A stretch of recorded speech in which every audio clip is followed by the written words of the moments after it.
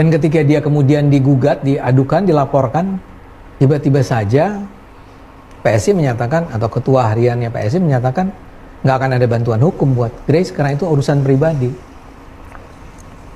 Buat saya itu, Grace sendiri kan nggak pernah bilang bahwa itu urusan pribadi dia. Dia bicara sebagai seorang, saya lupa, dia di Dewan Pembina ya, tapi sebagai apa saya lupa. She represents PSI pada dasarnya. Dan kemudian tiba-tiba saya dikatakan nggak akan dibantu. Buat saya itu, ya mungkin tamparan kedua ya, setelah taruhlah tamparan pertamanya saya ya, tamparan keduanya adalah Grace. Saya betul-betul kayak kehilangan arah gitu, bukan kehilangan arah, kehilangan, mungkin nggak sampai hilang, tapi menurun kepercayaan saya terhadap PSI. Ini saya ngomong begini bukan karena saya udah mundur ya, tapi kalau saya masih berada di sana, saya juga akan ribut. Ya bayangkan saya, misalnya saya tetap menjadi anggota terus, Grace melakukan hal semacam itu, dan kemudian ketua atau pimpinan PSI menyatakan itu. Untungnya bukan dari Mas Kaisang ya, untungnya dari ketua harian. Bukan dari Kaisang. Nggak Kaisang. akan dibantu. Saya akan ribut itu di dalam PSI. Atau menyatakan protes atau macam-macam lah. Karena nggak bisa diterima itu, sikap semacam itu. Ya saya berharap saja Grace akan bisa bisa selamat. Ya saya sih percaya sebetulnya secara hukum mestinya sih memang dia tidak bermasalah ya. Tapi paling tidak dia cukup sabar lah untuk menerima kenyataan bahwa dia tidak didukung oleh PSI secara legal ya. Itu yang pertama ya. Pertama adalah saya harus kaitkan dulu dengan perkembangan terakhirnya buat saya adalah apa yang terjadi pada Grace itu sangat menyedihkan. Nah kalau saya, jadi gini, mungkin Bung Budius harus paham nih. Saya merasa ketika itu memang harus memilih untuk mengundurkan diri. Kalau Anda bilang, ada nggak tekanan gitu ya? Sebetulnya gini, saya udah dengar ya suara-suara di dalam PSI yang mengatakan bahwa saya harus diberhentikan, dikeluarkan. Saya itu adalah orang sosok yang jadinya mengganggu rebrandingnya PSI. Yang sampai sekarang saya juga belum paham tuh. Yang disebut rebranding tuh apa gitu ya. Tapi untuk bisa mendekatkan diri pada pemilih-pemilih Muslim misalnya. Nah itu dikatakan bahwa saya sebaiknya tidak lagi berada di PSI. Itu saya sudah dengar. Walaupun belum ada orang yang, sampai sekarang tidak ada orang yang ngomong langsung ke saya. Anda tuh harus keluar dari PSI atau Anda harus berhenti dari PSI. Tapi saya tahu ada suara-suara itu di dalam PSI. Tapi supaya jangan salah paham, saya harus mengingatkan PSI yang sekarang itu mengalami perubahan. Iyalah. Dari PSI yang di masa lalu. Ya, teman-teman, baru terlihat jelas di balik pengunduran diri Ade Armando dari partai PSI, teman-teman. Ya, kita lihat di sini dulu. Ade Armando, saya dengar ada suara di PSI, saya harus dikeluarkan. Nah, dalam konferensi pers yang dilakukan oleh Ade Armando ketika dia mengundurkan diri, teman-teman, maka alasan pengunduran diri bukan karena ada konflik internal di PSI atau ada sesuatu hal yang dia tidak suka dengan PSI. Tidak, tetapi alasan Ade Armando katanya karena dia sedang menghadapi satu kasus ini dalam tanggapannya terhadap video Pak Yusuf Kalla, maka untuk menjaga nama PSI karena ada orang-orang yang mengaitkan nama PSI terhadap laporan terhadap dirinya itu dan masalah yang dihadapi, maka untuk melindungi PSI, nama baik PSI tetap bagus di mata masyarakat, maka dia keluar dari PSI. Nah, itu adalah alasan Ade Armando ketika dia konferensi pers ya saat menyatakan dirinya mundur atau keluar dari PSI. Nah, tidak lama setelah itu, teman-teman, maka di salah satu podcast ya dia menyebut alasan yang sebenarnya. Nah, alasan yang sebenarnya ini karena dia sudah mendengarkan ada bisik-bisikan ya bahwa dia ini akan dikeluarkan di PSI ya.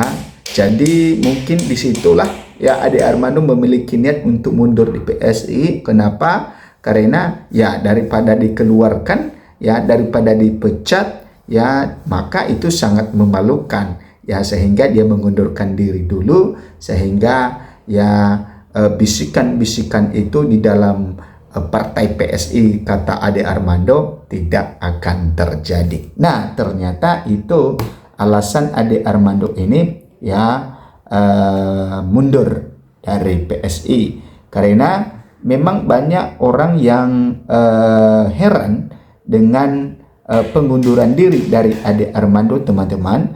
Kenapa? Karena secara tiba-tiba saja, tidak ada angin, tidak ada hujan, maka ya Ade Armando dinyatakan ya mengundurkan diri. Jadi wajar saja kalau masyarakat bertanya-tanya, kenapa Ade Armando bisa mengundurkan diri? Ya, teman-teman, pegiat media sosial sekaligus mantan politikus PSI Ade Armando mulai belak-belakan soal alasan pengunduran dirinya dari partai menyusul kasus hukumnya atas dugaan penghasutan dan ujaran kebencian. Ade telah resmi mundur dari partai pimpinan Kaisang Pangarep itu pada 5 Mei lalu lewat jumpa pers di kantor DPP PSI Jakarta. Kala itu dia menyebut pelaporan terhadap dirinya atas dugaan ujaran kebencian telah menyeret PSI terlalu jauh dan bisa menghambat elektabilitas menghadapi pemilu tahun 2029. Teman-teman, namun dalam wawancara siniar di kanal YouTube Zul Van Lindan Unpacking pada Senin 11 Mei, Ade mengungkapkan fakta lain. Dia menyebut sejak lama memang ada pihak di internal PSI yang mendesak agar dirinya dikeluarkan. Kalau Anda bilang ada enggak tekanan gitu ya, sebetulnya saya udah dengar suara-suara di dalam PSI yang mengatakan bahwa saya harus diberhentikan, dikeluarkan, ujar Ade. Nah, Ade telah mengizinkan wawancaranya untuk dikutip. Dalam pengakuannya, Ade menyebut ada pihak di internal PSI yang menilai keberadaannya di PSI mengganggu rebranding PSI tersebut, meski dia mengaku belum memahami sepenuhnya maksud citra baru PSI. Namun, Ade misalnya mencontohkan keberadaannya di PSI kini membuat partai dengan logo baru gajah itu sulit diterima pemilih Muslim. Dia mengaku telah mendengar bisikan dirinya tak lagi diterima. Kemudian meski hingga kini, kata Ade, belum ada pihak yang berbicara langsung dan meminta agar dirinya keluar dari partai. Nah, itu dikatakan bahwa saya sebaiknya tidak lagi berada di PSI. Itu saya sudah dengar walaupun belum ada orang yang ngomong langsung ke saya, kata Ade Armando.